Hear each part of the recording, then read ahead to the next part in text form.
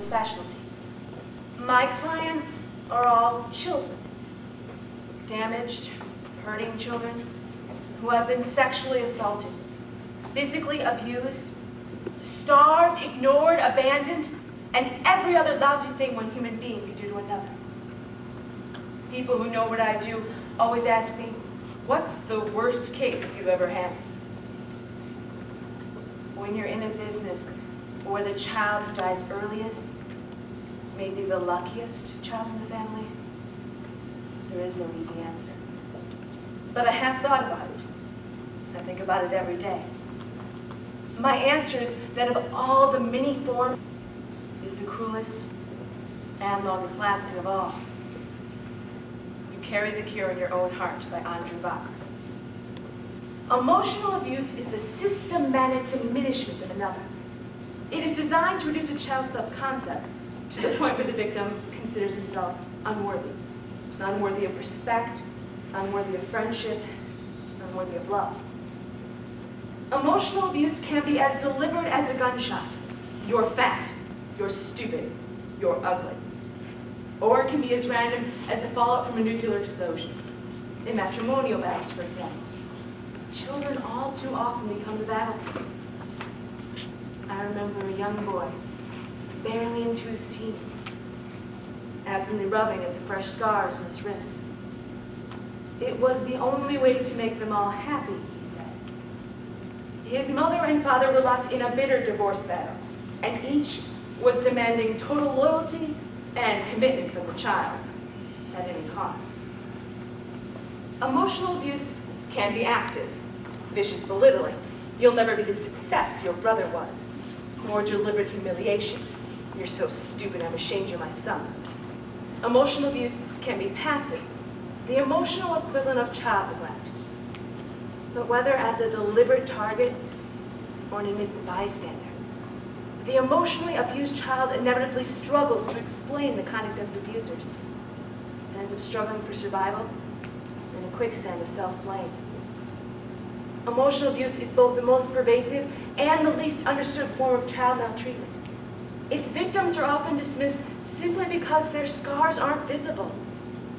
We understand and accept that victims of physical and sexual abuse, it takes both time and specialized treatment to heal. But when it comes to emotional abuse, we are more likely to believe the victims will just get over it when they become adults. That assumption is dangerously wrong.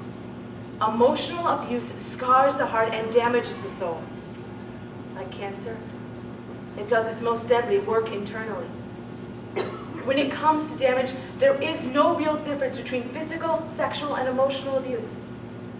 All that distinguishes one from the other is the abuser's choice of weapons.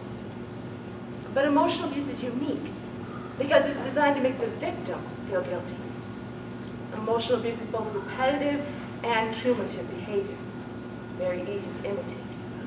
And some victims later perpetuate this cycle with their own children.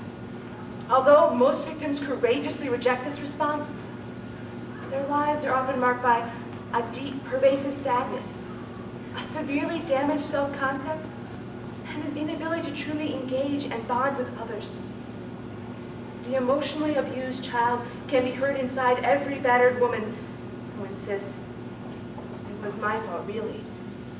I just seemed to provoke him somehow. Members of a therapy group can range widely in age, social class, ethnic background, and occupation, but all display some form of self-destructive conduct. Obesity, drug addiction, anorexia, bulimia, alcoholism, domestic violence, child abuse, self-mutilation, depression, and fits of rage. What brought them into treatment was their symptoms.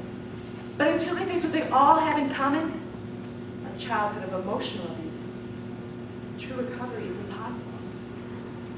One of the goals of any child protective effort is to break the cycle of abuse. We should not delude ourselves that we are winning this battle simply because so few victims become abusers themselves. The pain does not stop with adulthood. Indeed, for some it worsens. I remember a young woman, an accomplished professional, charming, friendly, well-liked by all who knew her. She told me she would never have children. I'd always be afraid of acting like them. Unlike other forms of child abuse, emotional abuse is rarely denied by those who practice it. In fact, many actively defend their psychological brutality, asserting that a childhood of emotional abuse helped their children to toughen up. It is not enough for us to renounce the perverted notion that beating children produces good citizens. We must also renounce the lie that emotional abuse is good for children because it prepares them for a hard life in a tough world. I've met some individuals who prepared for a hard life that way. I met them while they were doing life.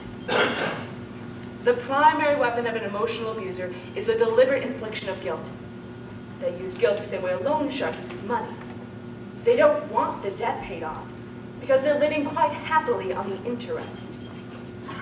Because emotional abuse comes in so many forms and so many disguises, recognition is the key to effective response.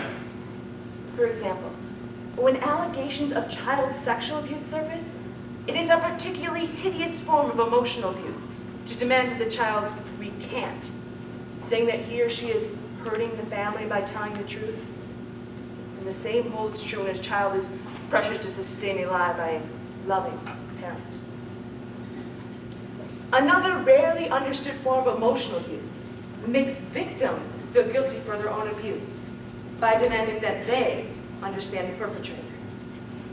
Telling a 12-year-old girl that she was an enabler of her own incest is emotional abuse at its most repulsive. A particularly pernicious myth is that healing requires forgiveness of the abuser. The cost of emotional abuse cannot be measured in visible scars, but rather each victim loses some percentage of self, and that percentage remains lost as long as the victim is caught in the cycle of understanding and forgiveness. The abuser has no right to forgiveness. Such blessings can only be earned. Emotional abuse threatens to become a national illness. Adult survivors of emotional abuse have only two life choices: to learn to self-help or to remain a victim. When your self-concept has been shredded, when you have been deeply injured and made to feel it was all your fault, when you look for approval to those who cannot or will not provide it, you are playing the role assigned to you by your abuser. It's time to stop playing that role. Time to write your own script. Victims of emotional abuse carry the cure in their own hearts and souls.